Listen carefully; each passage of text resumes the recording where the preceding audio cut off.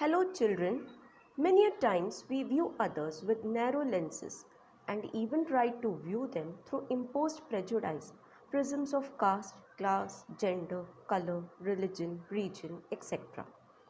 But that is not the case with the poet of No Men Are Foreign, and we will understand it in detail when we read the poem. But before that, let us look at the life and works of the poet James Kirkup. Creative English poet, travel writer, translator, James Falconer Kirkup was born on the 23rd of April 1918. He began his career as a teacher in the Downs School in Cornwall.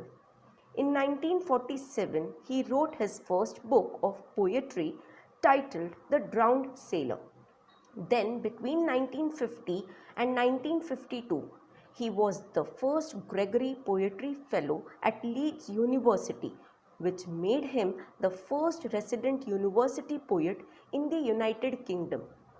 Kirkup's published work includes several dozens of collections of poetry, 6 volumes of autobiography, over 100 essays of original work and translations, and thousands of shorter pieces in journals and periodicals. The poetry No Men Are Foreign was published in the year 1966 as the first poem of his collection by the same name.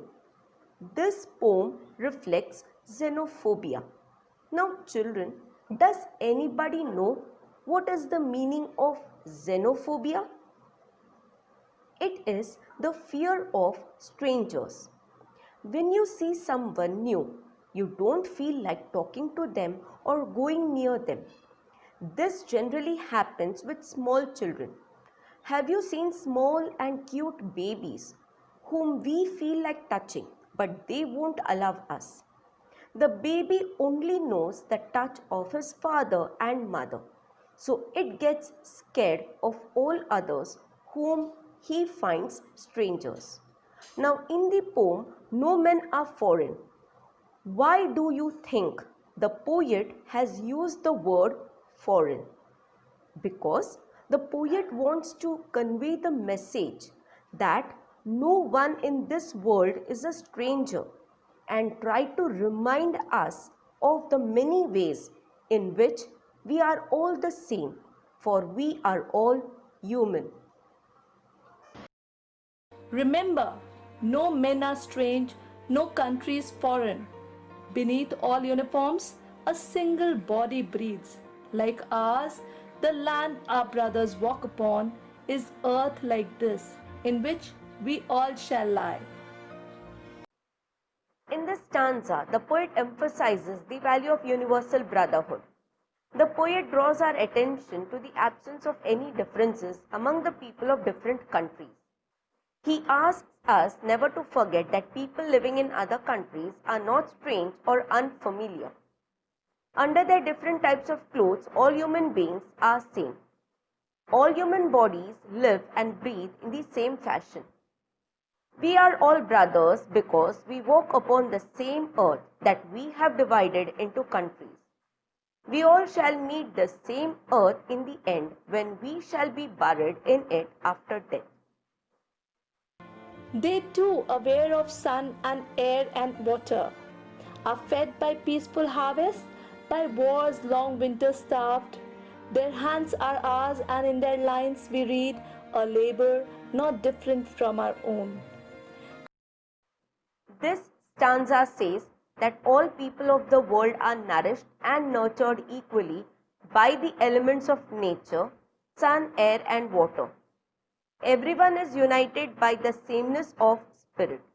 Like us, people in other countries too enjoy the harvest in peaceful times and dread starvation caused by long-drawn wars. They too toil to earn livelihood, and their destiny is similar to ours. Remember, they have eyes like ours that wake or sleep, and strength that can be won by love. In every land is common life that all can recognize and understand. The poet asks us to remember that so-called strange and foreign people experience sleep and wakefulness just like us. Like us, they too can be won over by love and not by force. Their experiences of life are similar to that of ours. Hence, we all find something familiar in each other's life and identify with each other.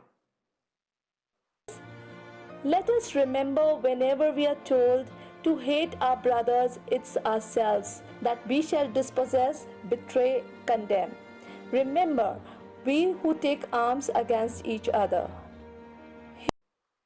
Here the poet says, whenever we are asked by our leaders or rulers to hate and exploit the people of other countries, we must remember that this hatred would have a negative effect on us. We would find ourselves cheated, as it would deprive us of the bliss of universal brotherhood. We would condemn ourselves to a life of enmity and strangeness. It is the human earth that we defile. Our hells of fire and dust outrage the innocence of air that is everywhere our own. Remember, no men are foreign and no country is strange. The poet reminds us that war is futile as it spoils the very earth for which we take up arms against each other. The deadly weapons emit fire and ashes that spread all over and pollute the environment. This robs the air of its purity and the world becomes a more difficult place to live in. It is therefore important not to consider any human being as foreign and any country as strange. We must build mutual respect and trust. Now let me discuss the literary devices that the poet has used. The first literary device that is usually talked about is the rhyme scheme. This poem follows no rhyme scheme in particular. It is written in free verse. Next, we come to alliteration. Alliteration is the close repetition of consonant sounds at the beginning of successive words. For example, in stanza 1, a single body breathes. The b sound is repeated at the beginning of each word. Then in stanza 3, the phrase or sleep and strength, the sound of s is repeated here. Then the poet has also used metaphor. Metaphor is a figure of speech in which a word or phrase is used to describe an object or action through comparison. When the poet says in stanza 1, beneath all uniform a single body breathes. Here, uniform basically stand for military that different countries in the world have. These uniforms may have different color, design, shape and culture, but people putting on are the same anywhere in the world. Then the poet talks about long wars, winter starved in stanza 2. Here, starvation experienced during unproductive and harsh winters describes the want and hunger faced during wartime. Both these conditions lead to ultimate destruction. The poet has used repetition in the poem as well. Poets often repeat single word or phrases. At times, the whole stanza is also repeated to create a musical effect, to emphasize a point, or to draw readers' attention. In No Men Are Foreign, James Kirkup repeats the word remember 5 times in the poem to emphasize the serious message the poem has to convey. Similarly, the last line of the last stanza, remember, no men are foreign and no countries strange, though reversed, is the same as the first line of the first stanza that says, remember, no men are strange and no country foreign. This repetition emphasizes the core message of oneness of human being. You can also see the poetic device enjambment being used. Enjambment is running lines of poetry from one line to the next without using any kind of punctuation to indicate a stop. Instances of enjambment in the poem are as follows. Stanza 1, line 2, 3 and 4. Stanza 2, line 3. Stanza 3, line 1, 2 and 3. Stanza 4, line 1 and 2.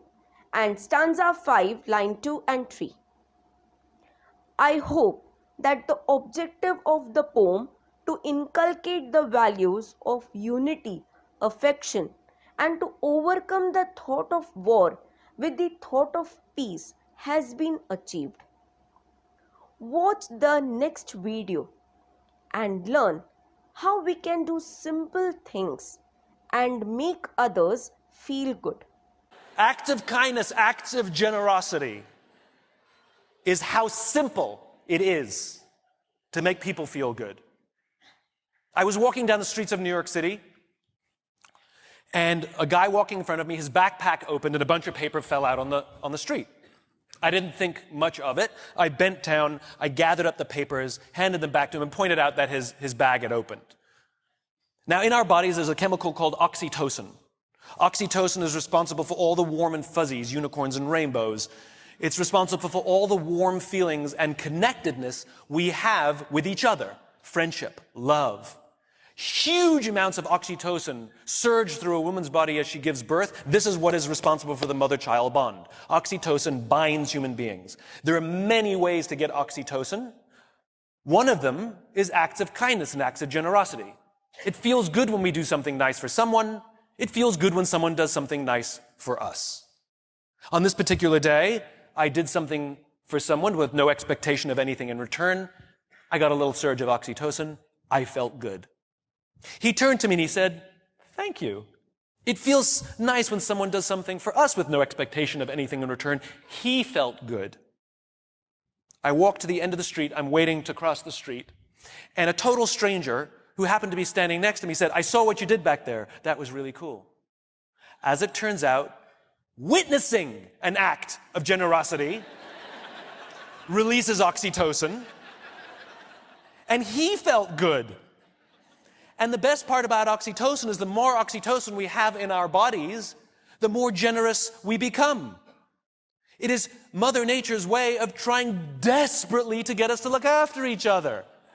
I can guarantee you that that man who witnessed what I did something nice for somebody that day simply because he saw someone do something nice for somebody that day. So what if we commit to do something nice for someone with no expectation of anything in return? Imagine what happens at work. Imagine what happens at home. Imagine what happens with our friends. But it must be genuine. Thank you.